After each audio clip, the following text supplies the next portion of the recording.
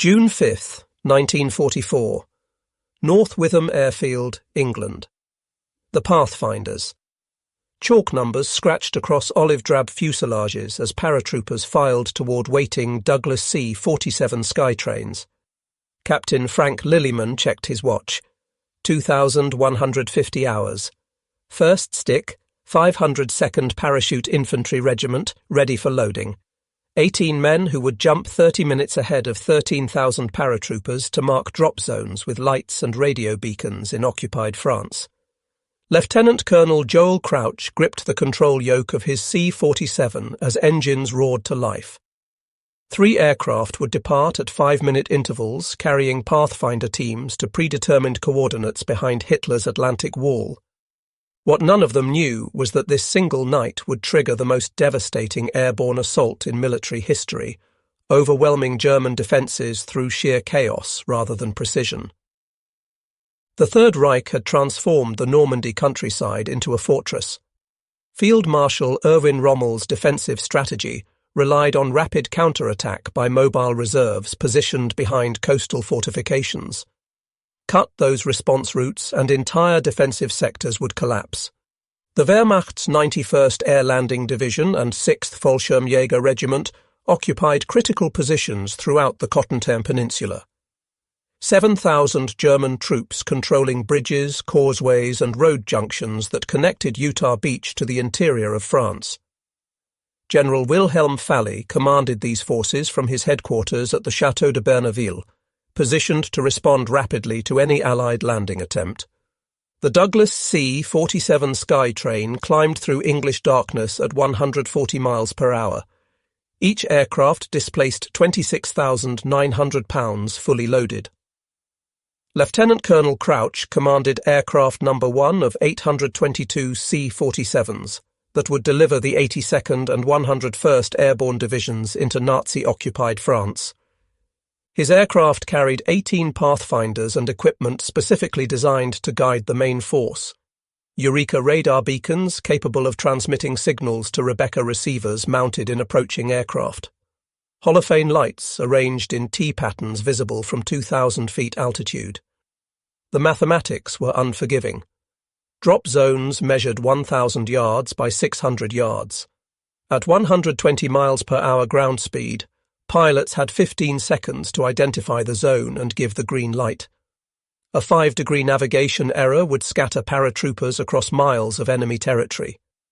Major General Maxwell Taylor stood before assembled officers of the 101st Airborne Division at Greenham Common Airfield. West Point class of 1922, with combat experience from Sicily and Italy.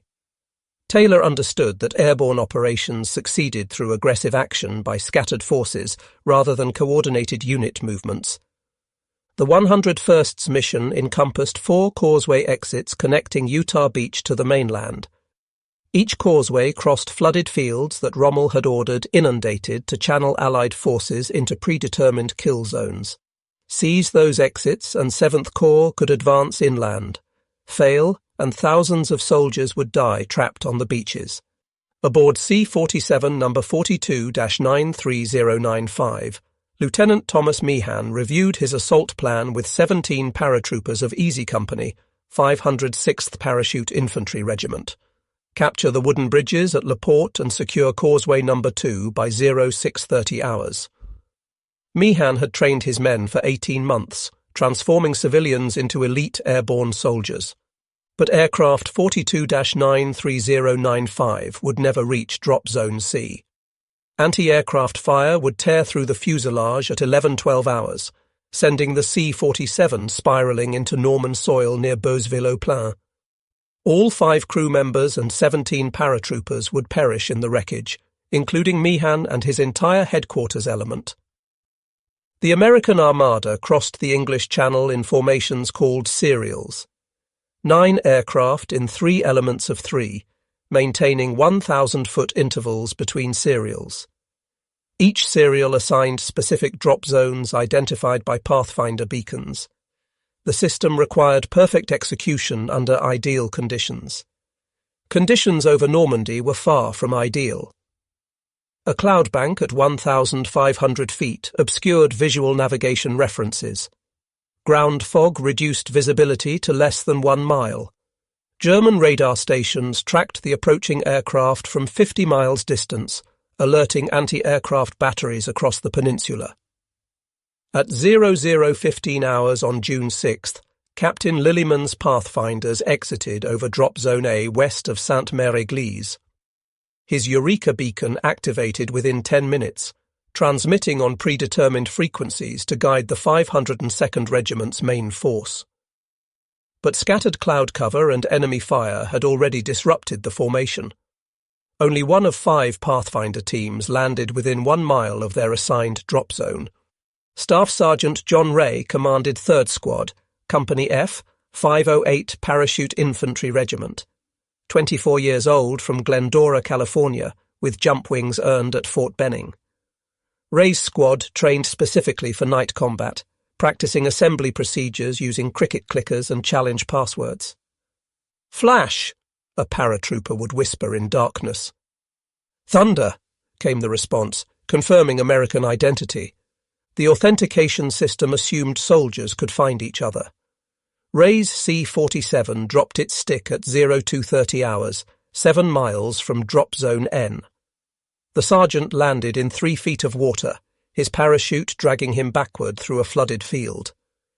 Emergency release mechanisms jammed with mud. Ray cut himself free with his jump knife, then spent 4 hours searching marshland for his squad. By dawn, he had found 3 men from his unit and 14 paratroopers from 5 different regiments. The lost elements would become a combat force through necessity rather than planning. At 01:40 hours, the main serials approached the Carentan Peninsula at 1,500 feet altitude.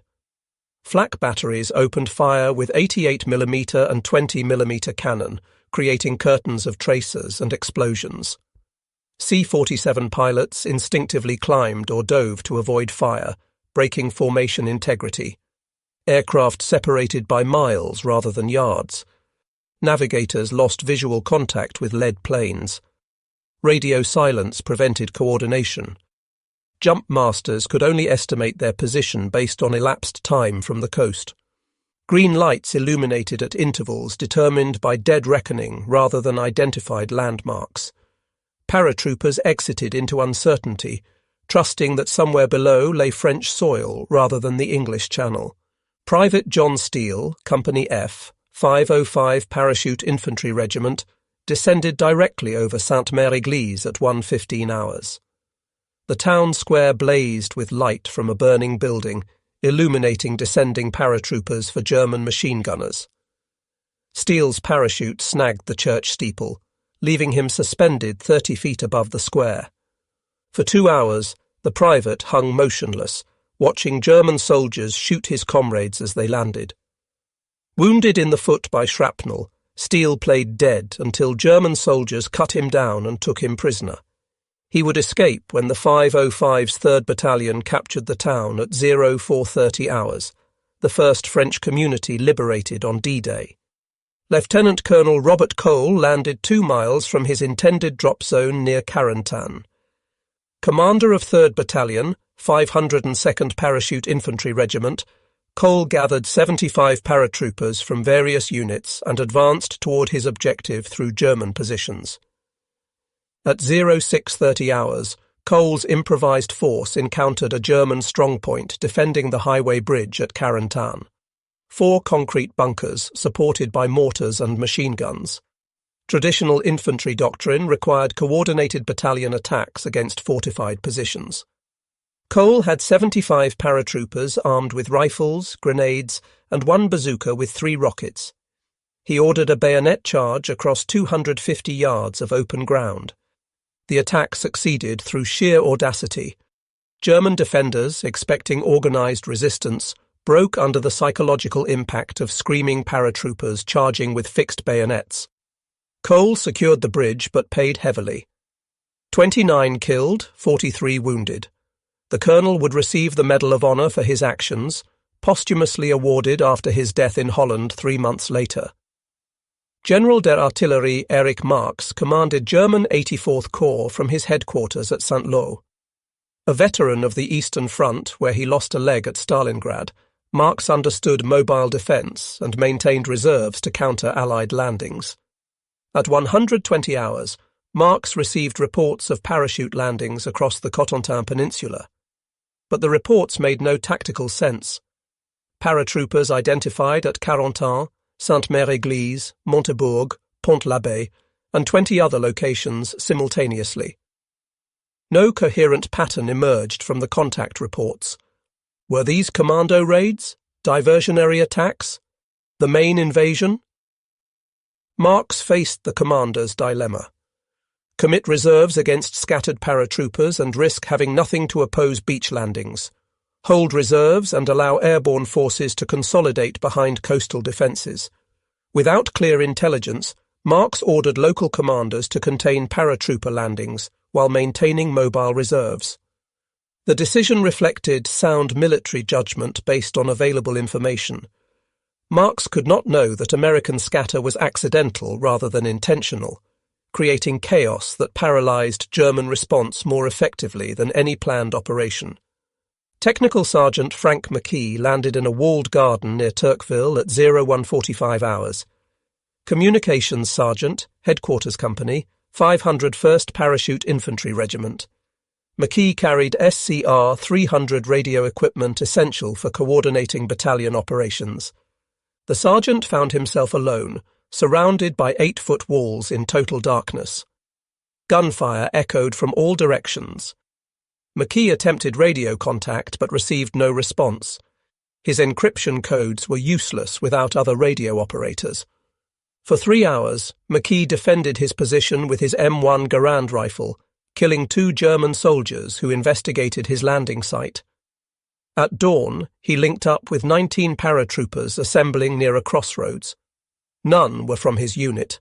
Most had lost equipment during descent. McKee became the group's de facto commander through possession of the only functioning radio.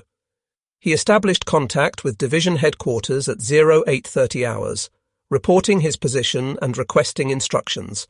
The response was simple. Attack toward Pouperville. Destroy any German forces encountered. The technical sergeant led his improvised platoon toward the village, engaging German patrols and capturing 32 prisoners. They reached Pouperville at 1100 hours, linking up with forces advancing from Utah Beach. McKee's radio became the primary communication link between airborne and seaborne forces, coordinating artillery support and medical evacuation. Lieutenant Colonel William Ekman commanded the 505th Parachute Infantry Regiment's most successful drop. 75% of his paratroopers landed within 1 mile of Drop Zone O, near Sainte-Mère-Église. Ekman assembled 600 men within 2 hours, a remarkable achievement given weather conditions and enemy fire. The 505th's cohesion allowed execution of planned objectives. 3rd Battalion captured Sainte-Mère-Église at 0430 hours. 2nd Battalion secured the bridge at La Fière. 1st Battalion blocked German reinforcement routes from Montebourg. But success created its own challenges. The regiment held a 6-mile front with 600 paratroopers against German forces that outnumbered them 10-1. Ekman established strongpoints at critical locations, trusting isolated units to hold until relief arrived. Private First Class Leonard Goodgall manned a roadblock north of Sainte-Mère-Église with 7 paratroopers from his squad. At 0800 hours, German reconnaissance vehicles approached their position. The paratroopers destroyed the lead vehicle with bazooka fire, blocking the road.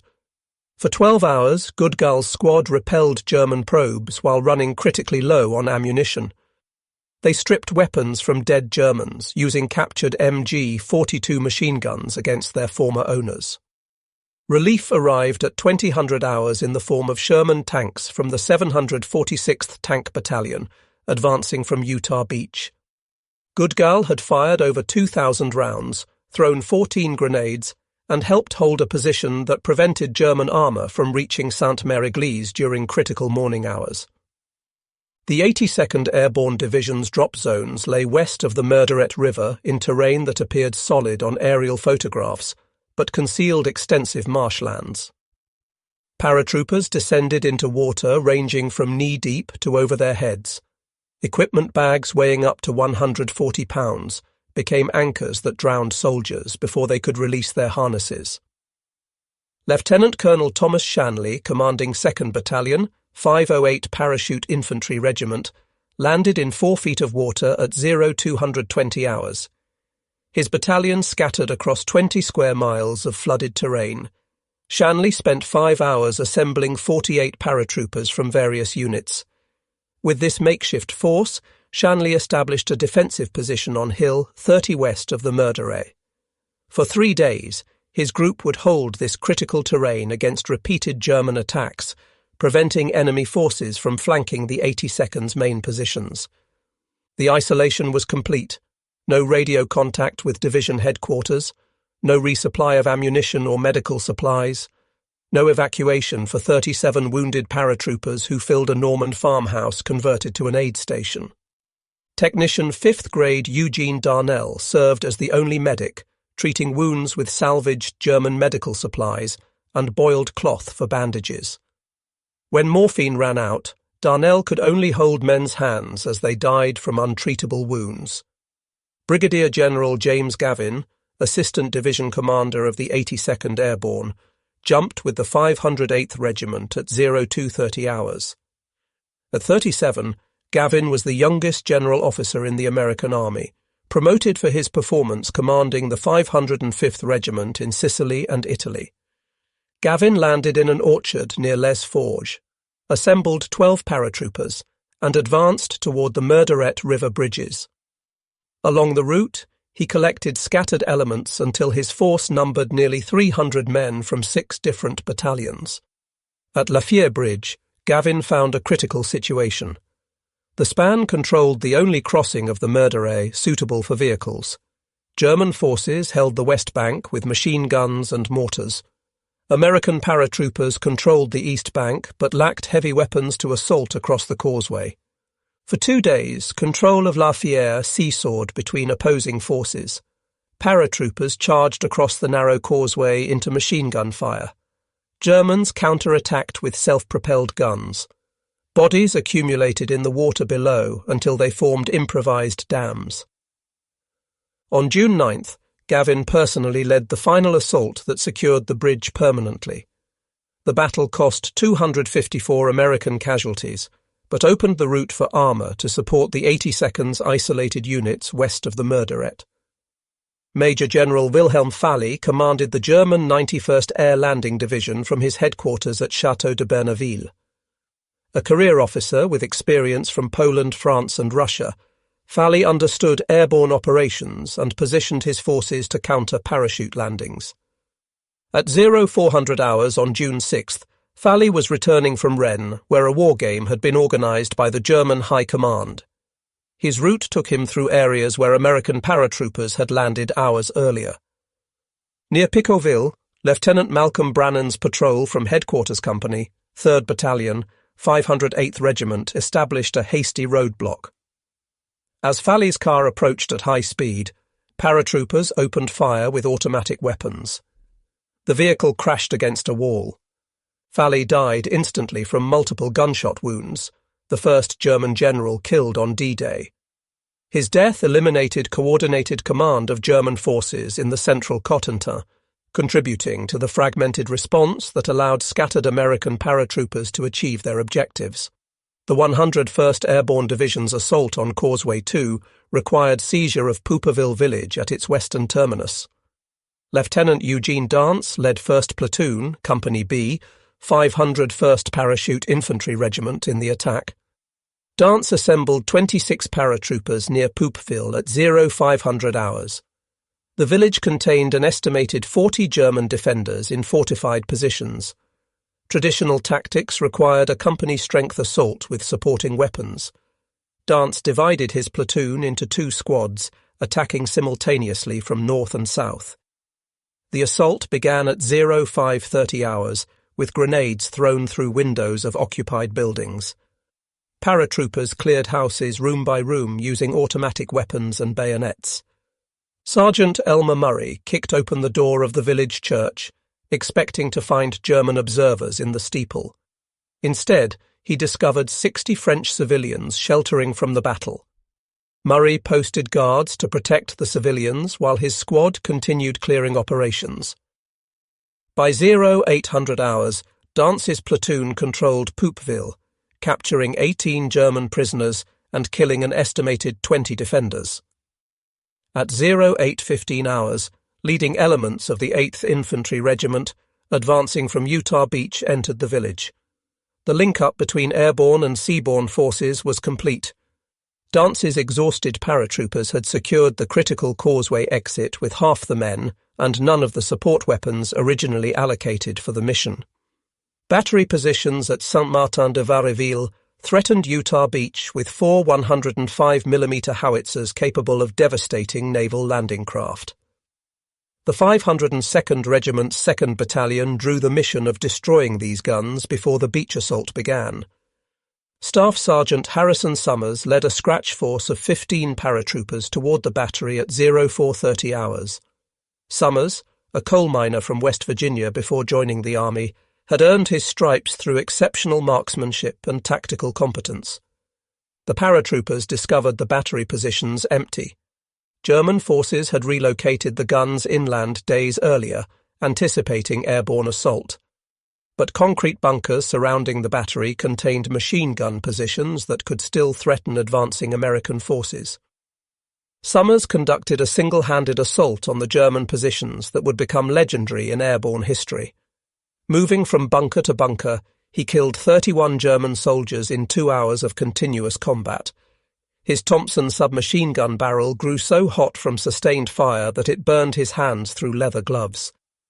Private John Camion followed Summers with ammunition, repeatedly exposing himself to enemy fire to resupply the sergeant's weapon.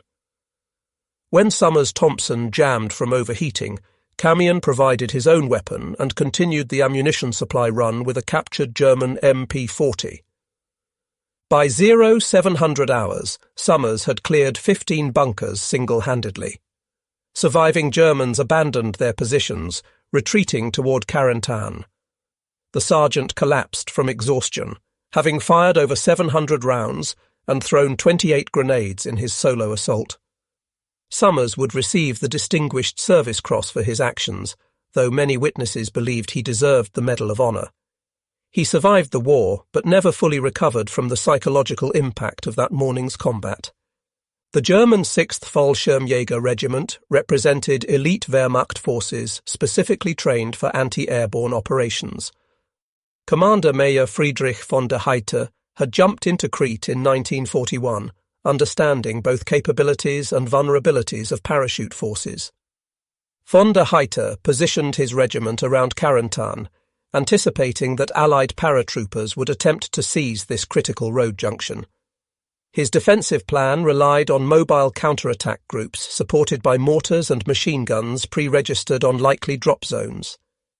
At 0215 hours, von der Heydte received reports of parachute landings north and east of Carentan. He immediately dispatched reconnaissance patrols while maintaining his main force in reserve. The reports revealed American paratroopers scattered across 30 square kilometers with no apparent concentration. The Major faced a tactical puzzle. Were these pathfinders for a larger force? Diversionary raids? Lost paratroopers from missions elsewhere? Von der Heydte chose aggressive reconnaissance, sending platoon-strength patrols to identify American positions while preserving his battalion reserves. The decision proved sound, but insufficient. Scattered American paratroopers coalesced into ad hoc combat groups faster than German patrols could locate and destroy them. By dawn, von der Heydte's regiment faced attacks from multiple directions by forces of unknown strength. His elite Fallschirmjägers found themselves fighting the kind of confused battle they had trained to inflict on others. Technician 4th grade George Koskimaki served as radio man with Headquarters Company, 101st Airborne Division. His aircraft dropped him 5 miles from the intended landing zone at 0145 hours. Koskimaki landed in an apple orchard, his SCR-300 radio intact but antenna broken during descent. For 2 hours, the radio man attempted field repairs while evading German patrols. Using communications wire from a destroyed telephone pole, he improvised an antenna that restored partial function. At 0400 hours, Koskimaki established contact with division headquarters, becoming one of the first communication links between scattered units. His position became an impromptu command post as officers arrived seeking information. Koskimaki relayed messages between isolated units, coordinated ammunition resupply requests, and provided the only reliable intelligence on German positions for 6 hours. When German mortar fire targeted his transmissions at 1000 hours, Koskimaki relocated 5 times while maintaining continuous communication. His radio log recorded 147 messages transmitted and 89 received during the first day of invasion, creating the communication network that transformed chaos into coordinated action. Captain Thomas Meehan's death in aircraft 42-93095 left Easy Company, 506th Regiment, leaderless at the critical moment. First Lieutenant Harry Welsh assumed command by virtue of being the senior officer to survive the drop. Welsh landed 2 miles from Drop Zone C with 7 men from his platoon. Moving toward Causeway 2, Welsh collected scattered paratroopers until his force numbered 43 men from 9 different companies. None of the soldiers had trained together. Most had lost equipment during descent. Welsh possessed 1 map, 2 radios, and no heavy weapons. At 0530 hours, Welsh's group encountered German positions defending the Causeway approach. Without mortars or machine guns, Welsh organised a flanking attack through flooded fields. Paratroopers waded through chest-deep water for 300 yards to reach German positions from an unexpected direction. The assault succeeded through surprise rather than firepower. Welsh's men killed 12 Germans and captured 23, securing the western approach to Causeway 2. They held this position for 4 hours against German counterattacks until relieved by forces from Utah Beach. Welsh would command Easy Company through Normandy, Holland, and Bastogne, becoming one of the most decorated officers in the 506th Regiment. His leadership on D-Day established the pattern of aggressive action by small units that characterized airborne operations throughout the European campaign.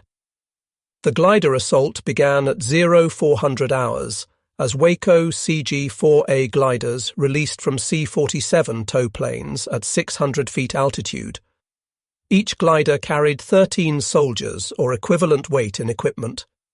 Jeeps, anti-tank guns, ammunition, and medical supplies descended silently through pre-dawn darkness. Landing zones were small Norman fields surrounded by hedgerows that had grown for centuries. Trees 50 feet tall bordered areas barely large enough for emergency landings. Glider pilots had seconds to identify fields, avoid obstacles, and execute controlled crashes at 60 miles per hour. Flight Officer John Lowther piloted Glider No. 7 carrying a surgical team from the 326th Airborne Medical Company.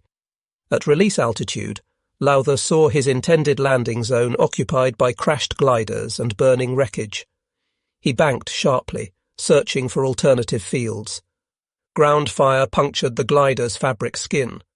Bullets shattered the plexiglass nose, wounding Lowther in the shoulder. The co-pilot, Flight Officer Paul Zavatero, took control as Lowther collapsed across the controls. Zavatero spotted a field bordered by stone walls. Too small for normal landing, but the only option available.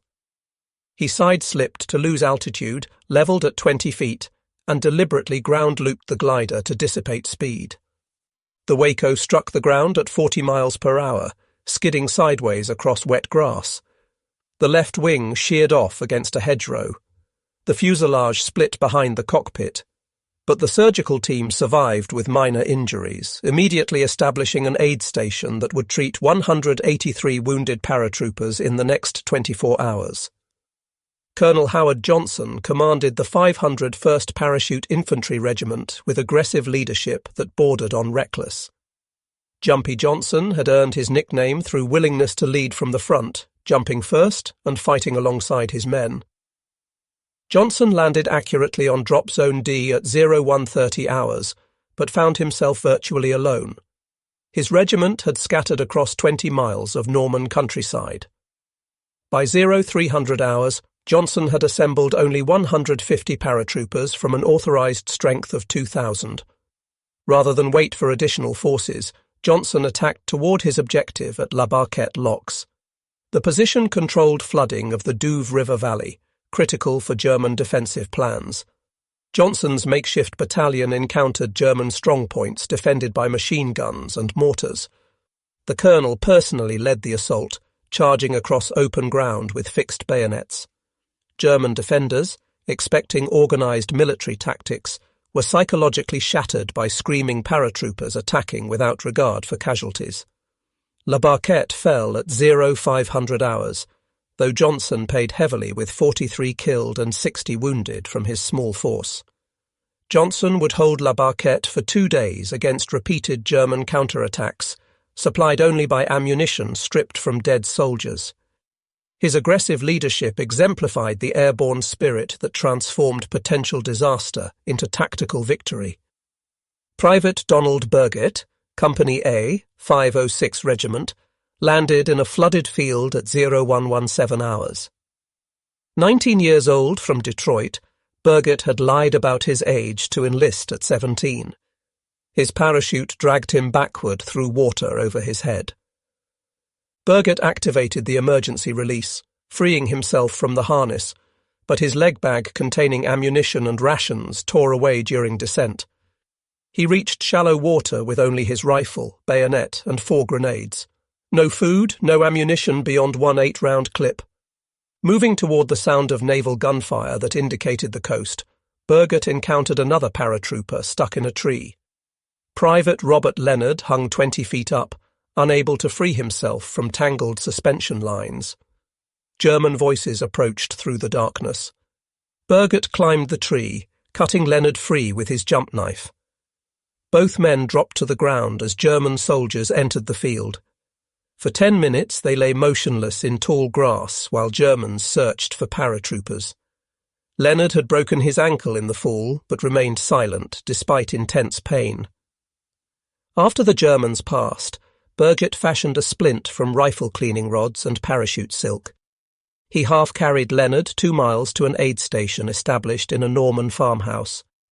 Along the route, they killed 3 German soldiers and collected weapons and ammunition that Burgett would use in the capture of Causeway 1. Lieutenant Colonel Patrick Cassidy commanded 1st Battalion, 502nd Regiment, with tactical precision that contrasted with Johnson's aggressive style. Cassidy landed near Fouqueville at 0140 hours, immediately establishing a battalion command post in a destroyed farmhouse.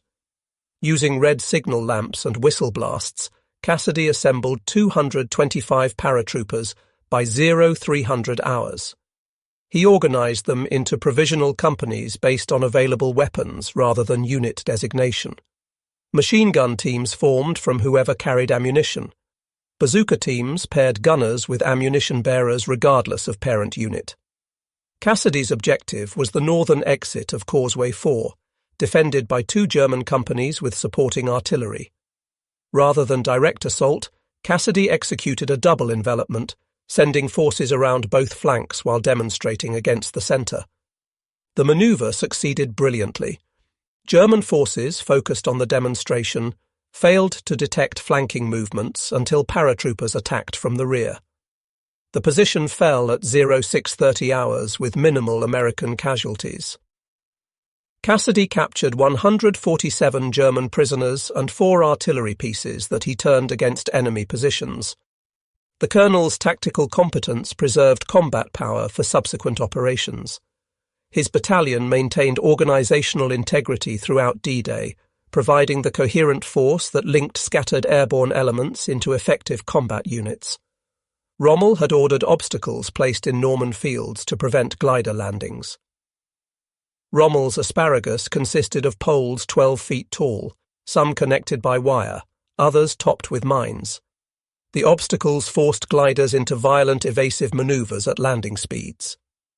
Glider number 47 carried Lieutenant Colonel Benjamin Vandervoort, commanding 3rd Battalion, 505th Regiment. The Waco approached Landing Zone E at 0410 hours, pilot Charles Young wrestling with controls as ground fire severed cables. Young saw the poles too late to avoid them. The glider's left wing struck a pole, spinning the aircraft 90 degrees. The nose dug into soft earth, catapulting the glider end over end. Vandervoort was thrown through the nose section, breaking his leg in the compound fracture. Despite intense pain, Vandervoort established his command post and directed battalion operations for 3 days without medical evacuation. Moving on a commandeered motorcycle with his broken leg splintered to the frame, he led his battalion in capturing Sainte-Mère-Église and defending against German counterattacks. His refusal to evacuate despite severe injury inspired paratroopers to extraordinary efforts. When German armour threatened to overrun his positions on June 7th, Vandervoort personally directed bazooka teams that destroyed 6 tanks at ranges under 50 yards. Technical Sergeant Robert Bob Neeland, Company D, 505 Regiment, landed accurately on Drop Zone O at 0130 hours. 25 years old from Tonawanda, New York, one of 4 brothers serving in World War II. Nyland's squad drew the mission of defending positions near Neuville-au-Plain. Moving through hedgerow country in darkness, Nyland's platoon took defensive positions to guard the northern approaches, while the main force dealt with German counterattacks from the south. When 2 German companies advanced toward their position, the paratroopers fought desperately to hold them off. At dawn, Nyland's platoon found themselves under intense pressure from elements of the German forces. The sergeant volunteered to stay behind with 2 other paratroopers to cover his unit's withdrawal towards Sainte-Mère-Église, while protecting 28 wounded men and a medic. For several hours, Nyland manned a machine gun against overwhelming odds. Ammunition ran critically low by noon. Neeland continued firing to allow his comrades to escape. He was killed in action on June 6th, dying at his machine gun position after enabling his unit's successful withdrawal. Nyland's sacrifice allowed his platoon to escape and link up with battalion forces. His mother would receive notification of his death at the same time she learned another son, Lieutenant Preston Nyland, had been killed on June 7th near Utah Beach. His brother Edward was reported missing in Burma, though he would later be found alive in a Japanese POW camp. The tragedy inspired the sole survivor policy that would send their brother Frederick home from combat duty. Major General Don Pratt, Assistant Division Commander of the 101st Airborne, led the glider assault scheduled for dawn on D-Day. Pratt's glider approached Landing Zone E at 0440 hours, carrying division staff and communication equipment essential for coordinating scattered forces. The landing zone was marked by burning vehicles and crashed gliders from earlier arrivals. Pilot Emile Natal searched for clear ground, but found only small gaps between obstacles. He aimed for a hedge-lined field, committing to landing despite visible poles and wires. The glider struck the ground at 70 miles per hour, too fast for the field's length. Natal applied full brake to the landing skids, creating showers of sparks as metal scraped across stones. The Waco slammed into a hedgerow at 40 miles per hour. The impact crushed the cockpit section, killing Pratt instantly. He became the highest-ranking Allied officer killed on D-Day, his death eliminating experienced leadership when the 101st most needed coordination. Lieutenant Colonel Harry Kinnard assumed Pratt's duties, establishing division headquarters in a farmhouse near Heathville, while under German artillery fire. The 507th Parachute Infantry Regiment experienced the worst drop of D-Day.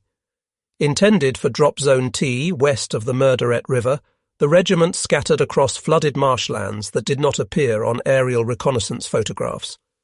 Private Edward Jeziorski dropped into water over his head at 0240 hours. Weighted by equipment, he sank immediately. His parachute canopy spread across the surface, trapping him underwater. Jeziorski cut himself free, but could not surface through the tangled silk. Lungs burning, vision fading, he pulled himself hand over hand along suspension lines until reaching the canopy's edge. Jeziorski broke the surface gasping, surrounded by darkness and the sounds of drowning men. He heard cries for help, but could barely keep himself afloat. For 3 hours, Jeziorski struggled through marsh water, using his rifle as a walking stick to test depth. He rescued 2 paratroopers trapped in trees, their weight nearly drowning all 3 before reaching solid ground. By dawn, they had collected 11 survivors from various units, none with functioning weapons after immersion. Estimates of drowning deaths in the 507th ranged from a few to scores. The exact number would never be known. Bodies recovered weeks later from marshlands, identification impossible after prolonged immersion. Young men who travelled 3,000 miles to die in 3 feet of water, victims of faulty intelligence rather than enemy action. Captain Ben Schwarzwalder commanded Company G, 507 Regiment, with tactical innovation that maximised limited resources. The former college football coach from West Virginia University applied athletic training principles to military operations. Schwarzwalder landed in waist-deep water at 02:35 hours, immediately recognising the disastrous scatter of his company. Rather than search for his men in darkness, he established a rally point using a hunting horn he carried for such contingencies. The horn blasts attracted 43 paratroopers by 0400 hours. Schwarzwalder organised them into fire teams based on available weapons, creating interlocking fields of fire around a Norman farmhouse. When German forces attacked at dawn, the paratroopers held their position through disciplined fire control. "Short bursts, pick your targets, make every round count," Schwarzwalder commanded, conserving ammunition while maximising enemy casualties. The position became a collection point for scattered paratroopers throughout June 6th. By evening, Schwarzwalder commanded 186 men from 12 different units. He organised them into a provisional company that captured the Lafayette Bridge Causeway on June 9th, leading the assault that opened the western route for American armour. Lieutenant Colonel Edward Krauss commanded 3rd Battalion, 505 Regiment, with the specific mission of capturing Sainte-Mère-Église. Cannonball Krauss had earned his nickname through aggressive leadership in Sicily and Italy, always attacking regardless of odds. Krauss assembled 97 paratroopers near Sainte-Mère-Église by 0300 hours. The town contained an estimated 100 German defenders, but Krauss refused to wait for reinforcements. He divided his force into 3 groups, attacking simultaneously from different directions. The assault began at 0430 hours with grenades thrown into German positions around the town square. Paratroopers cleared buildings methodically, using automatic weapons and cold steel in close-quarter combat. The church where Private Steele had hung became a strong point as paratroopers established machine gun positions in the steeple. German resistance collapsed within 30 minutes. Confused by attacks from multiple directions, defenders retreated toward Carentan, abandoning weapons and equipment. Krauss raised an American flag over the town hall at 0500 hours, the first Allied flag to fly over liberated French territory. But holding Sainte-Mère-Église proved harder than capturing it. German counterattacks began at 0900 hours with infantry supported by self-propelled guns. Krauss's depleted battalion faced odds of 10-1, defending a perimeter too large for available forces. Private William Tucker manned a roadblock south of town with 6 paratroopers when German armour approached at 1400 hours. Without anti-tank weapons, Tucker improvised. He filled wine bottles with gasoline from a destroyed German vehicle, creating Molotov cocktails. As the lead German assault gun passed his position, Tucker leaped onto its deck, pouring burning gasoline through open hatches. The crew evacuated as flames engulfed the interior. Tucker destroyed 2 more vehicles before shrapnel from an 88mm shell severed his left arm at the elbow. Despite his wound, Tucker continued fighting with his rifle braced against a wall, firing one-handed until relieved by tanks from Utah Beach at 1700 hours. His roadblock had held for 3 hours against battalion-strength attacks, preventing German armour from retaking Sainte-Mère-Église during critical afternoon hours. The German 1058th Grenadier Regiment launched the first major counterattack against American airborne forces at 0600 hours on June 6th. 2 battalions of infantry supported by assault guns advanced from Montebourg towards Sainte-Mère-Église. General James Gavin had anticipated this attack, positioning blocking forces along probable routes, but his scattered paratroopers could only establish isolated strongpoints rather than continuous defensive lines. The Germans advanced between positions, threatening to isolate forward elements. Sergeant Otis Sampson commanded an outpost north of Sainte-Mère-Église, with 10 paratroopers and 1 machine gun. At 0630 hours, his position was overrun by 2 German companies. Sampson ordered his men to withdraw while he covered their retreat with the machine gun. For 20 minutes, Sampson held his position alone, killing an estimated 30 German soldiers before running out of ammunition.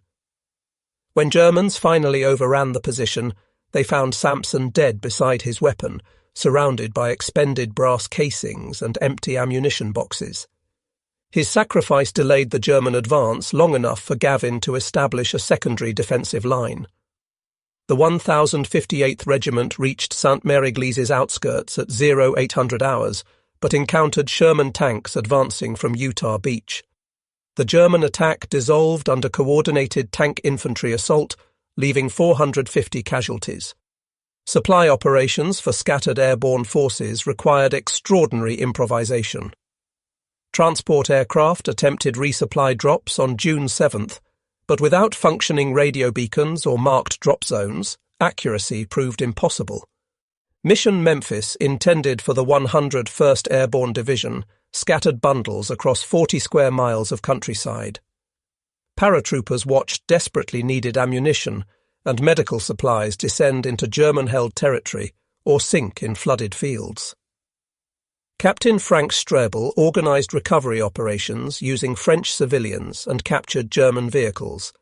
His salvage teams retrieved less than 30% of dropped supplies, competing with German patrols seeking the same materials. Several firefights erupted over supply bundles, with both sides recognising their critical importance. The supply shortage forced paratroopers to extraordinary measures. They stripped German dead of ammunition, converting to enemy weapons when American ammunition was exhausted. Medical supplies were gathered from German aid stations, sometimes while under fire from the original owners. Private First Class Joseph Lesniewski became his unit's primary supplier through aggressive scavenging. The former factory worker from Michigan had an instinct for locating useful materials. He recovered a German field kitchen that fed 60 paratroopers for 3 days. He found a Wehrmacht ammunition depot that provided machine gun ammunition when American supplies were exhausted. Lesniewski's most valuable discovery came on June 8th when he located a German medical supply truck abandoned in a ditch. The vehicle contained surgical instruments, morphine, and bandages that saved dozens of American lives. He drove the truck to 3 aid stations while still wearing Wehrmacht insignia, twice passing through German checkpoints by pretending to be a captured driver under guard. The human cost mounted throughout June 6th as isolated battles raged across the Cotentin Peninsula. The 101st Airborne Division suffered 1,240 casualties, including 182 killed, 557 wounded, and 501 missing. Many of the missing had drowned in flooded fields, their bodies not recovered for weeks. The 82nd Airborne Division lost 1,259 men, including 156 killed, 347 wounded, and 756 missing. These numbers represented only confirmed casualties. Hundreds of paratroopers remained unaccounted for, scattered in isolated groups fighting private wars against German forces. Aircraft losses were equally severe. 42 C-47s were shot down or crashed, each carrying a crew of 5 and up to 18 paratroopers. Hundreds of gliders were destroyed on landing, their wooden frames offering no protection against German fire or impact with obstacles. But the casualty figures failed to capture the mission's success. 13,000 American paratroopers had created chaos across 60 miles of German-held territory. They had seized causeway exits, destroyed communications, blocked reinforcement routes, and paralyzed German response to the beach landings. General Eisenhower had predicted up to 80% casualties among airborne forces. Actual losses were under 50%, heavy but sustainable. More importantly, the paratroopers had achieved their primary objective, preventing German reserves from reaching the invasion beaches during critical morning hours. Lieutenant Colonel Joel Crouch reflected on the mission while flying his damaged C-47 back to England. 3 engines running, 1 propeller feathered after flak damage, hydraulic fluid leaking from severed lines, radio operator dead at his position, killed by shell fragments that penetrated the fuselage. Crouch had delivered his pathfinders successfully, but at what cost? The scattered drops that seemed like failure had created unexpected success. German commanders could not identify main effort from diversion, paralyzing their response more effectively than any planned operation.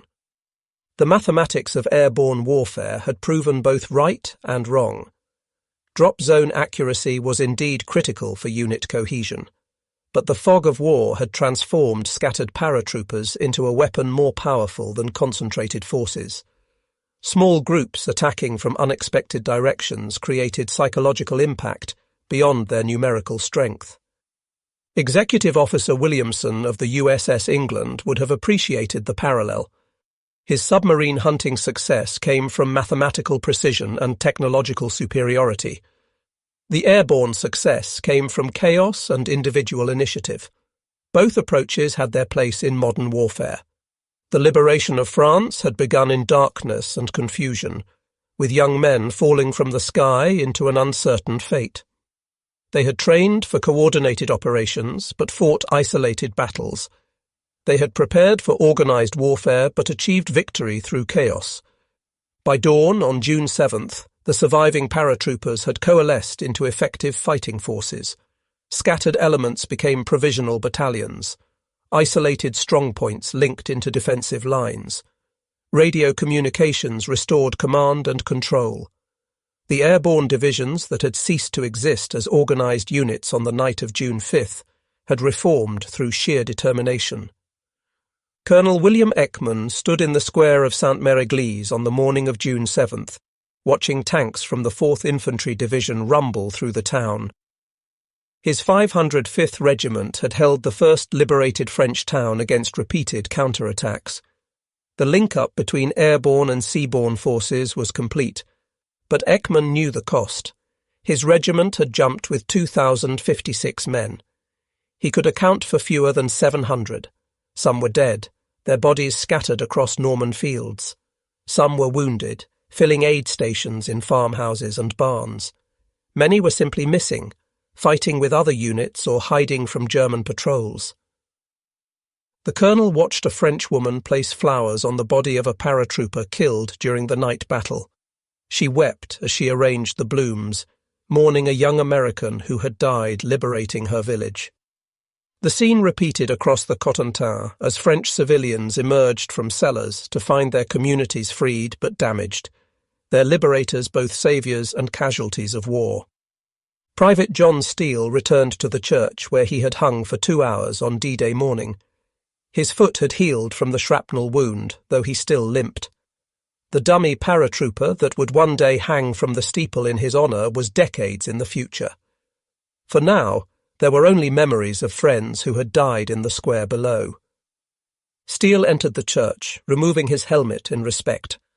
Bullet holes scarred the walls. Blood stained the floor where wounded had been treated. But morning sunlight streamed through damaged windows, illuminating dust motes that danced like tiny parachutes descending through golden air. The private knelt in a pew, not from religious conviction, but from exhaustion and emotion. He had survived when so many had died. He had witnessed history from a unique perspective, suspended between heaven and earth while battle raged below. The memory would haunt him for the remaining 25 years of his life. General Eisenhower visited the 82nd Airborne Division on June 8th, touring positions around Sainte-Mère-Église. He stopped at an aid station where Technician 5th Grade Eugene Darnell continued treating wounded after 72 hours without sleep. "How are you holding up, son?" Eisenhower asked. "Still vertical, General," Darnell replied, not looking up from the chest wound he was bandaging. Eisenhower watched the medic work with hands that trembled from exhaustion, but remained steady when touching wounded flesh. Here was the reality of airborne warfare. Not the glorified image of elite warriors descending from the sky, but exhausted young men doing impossible jobs because necessity demanded nothing less. The Supreme Commander had authorized the airborne assault knowing the risks. He had written a statement accepting full responsibility if the invasion failed, acknowledging that scattered paratroopers might be destroyed piecemeal. Instead, those scattered forces had achieved tactical surprise that contributed decisively to invasion success. The lesson would influence military doctrine for generations. Concentration of force remained a principle of warfare, but chaos could be a weapon when properly employed. Elite forces inserted behind enemy lines could achieve effects disproportionate to their numbers through aggressive action and individual initiative. By June 10th, the two airborne divisions had consolidated their positions and linked with forces advancing inland from the beaches.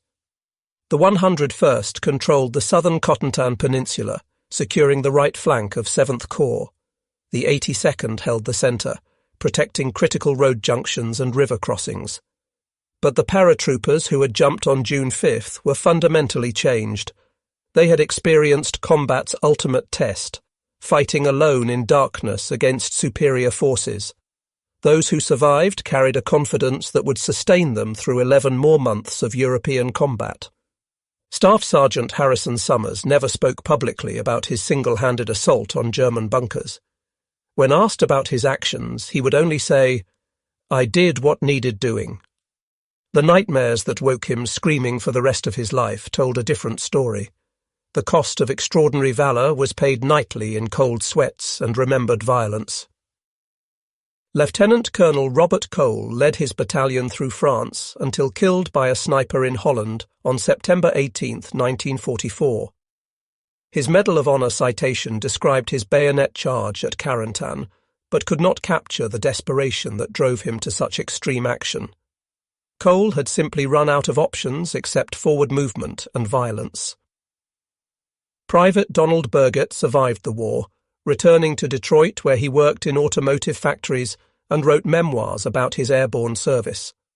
His books captured the fear and exhilaration of parachute warfare, the brotherhood forged in combat, and the price paid by teenage soldiers thrust into history.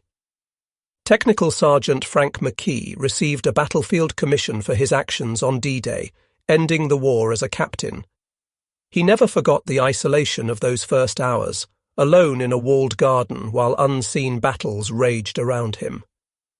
The experience taught him that warfare was ultimately individual, fought by single soldiers making personal decisions under impossible circumstances. The two airborne divisions would jump again in September 1944 during Operation Market Garden, the failed attempt to seize bridges across Holland. They would hold Bastogne during the Battle of the Bulge, earning immortality for their defence of that surrounded city.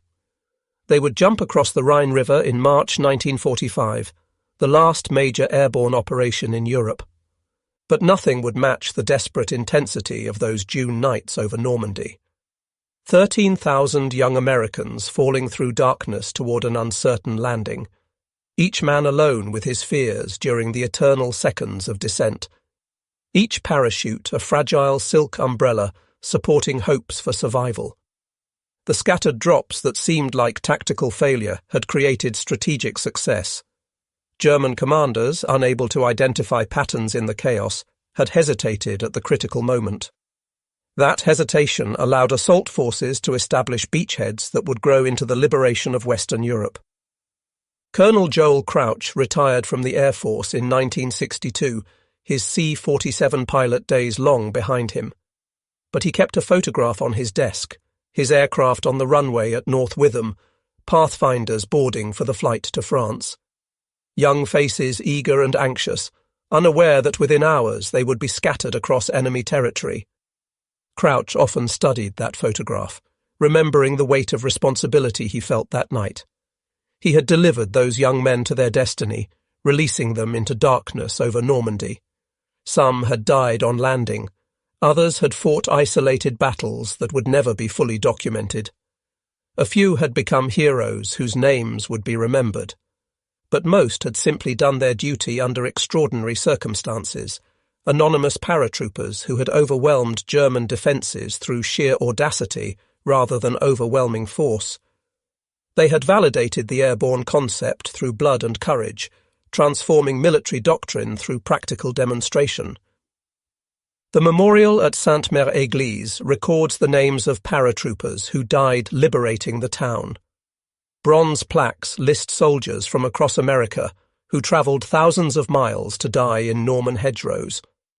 Their sacrifice is marked by the dummy paratrooper hanging from the church steeple, an eternal reminder of John Steele's 2 hours suspended between life and death. But the true memorial exists in the freedom their sacrifice purchased. French children who would grow up free rather than under Nazi occupation. American families who would welcome home survivors rather than mourn endless casualties from prolonged warfare.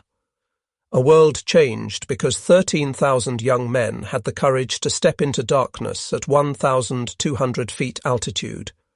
The mathematics of war had predicted 80% casualties. The reality was 50%, still devastating but survivable. Each percentage point represented dozens of young men who would return home to build post-war America. Their survival was earned through aggression, initiative, and the kind of courage that comes from having no alternative except forward movement. In the decades that followed, airborne warfare would evolve through helicopters and precision-guided munitions. But the fundamental principle established over Normandy remained unchanged. Elite soldiers inserted behind enemy lines could achieve strategic effects through tactical action. Chaos could be a weapon when wielded by warriors trained to thrive in confusion. The legacy of D-Day's airborne assault lives in every paratrooper who has followed. The golden wings worn on their chests trace directly back to those desperate hours in Normandy when scattered soldiers proved that determination could overcome dispersion, that individual initiative could defeat organized defense, and that young men falling from the sky could change history. In the early morning darkness of June 6, 1944, American paratroopers had overwhelmed German defences not through precision, but through chaos. They had validated the promise and peril of airborne warfare, paying in blood for lessons that would shape military operations for generations. Their scattered silk parachutes had floated down like seeds of liberation, each one carrying a young American toward an uncertain landing in occupied France.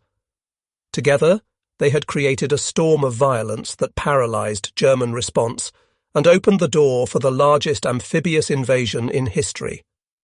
The boys who had jumped from C-47s in the night sky over Normandy had landed as men who would determine the fate of nations. Their courage in those dark hours had illuminated the path to victory, one scattered drop zone at a time.